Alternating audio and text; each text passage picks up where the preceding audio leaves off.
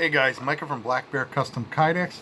Sorry for the bad lighting. It is late night and I am just trying to get some orders out the door first thing tomorrow morning, so I need to film them tonight. So I've got, I guess I'll just do them in separate videos. So this one will be pretty quick and simple. This one is for a Spyderco Paramilitary 2 and a Leatherman Wave.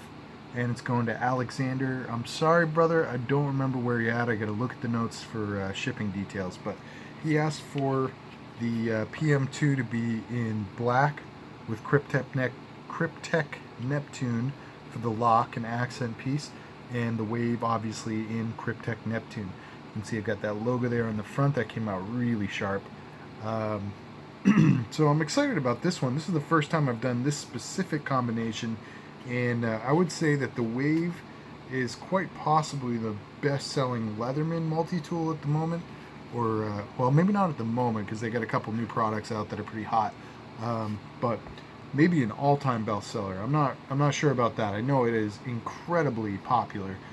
So anyway, I thought you guys would like this one because obviously the Paramilitary 2 is possibly, I mean, it's, if not the most, it is certainly up there in best-selling folders of all time, and definitely currently.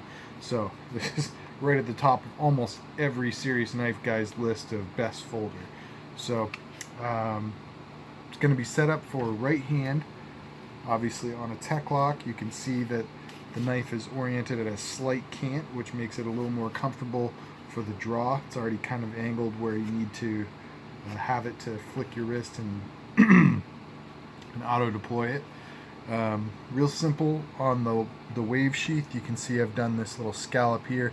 That just helps you get a little bit of extra space to push the tool up so you can grab it.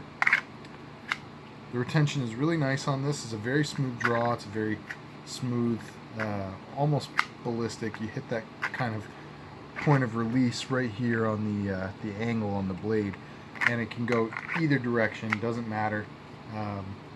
If you want that extra little bit of security, you can always push it down just a little bit further and you can feel it grip, but all the same it'll be a pretty easy draw. So to me this kind of came out just about perfect. It's secure, but it's not difficult to draw, so I really like that. As for the PM2, you get the standard operation here, so you've got a lock on it.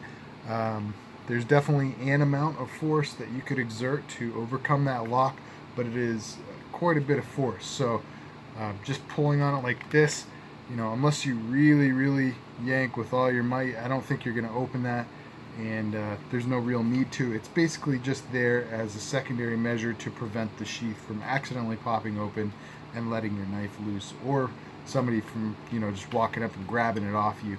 I'm not saying it can't be done, I'm just saying it would be very difficult with this lock. So all you have to do is push it open like so, and then all of a sudden you can draw your knife out. You can see that that blade automatically deploys. Let's look at it in a little bit of a slower speed. So as you draw that out, this sheath grips onto the opening hole on the blade, and so you're just separating the handle from the blade. Now if you try to draw too slowly, you are going to hit this lock and it's going to be very difficult to proceed.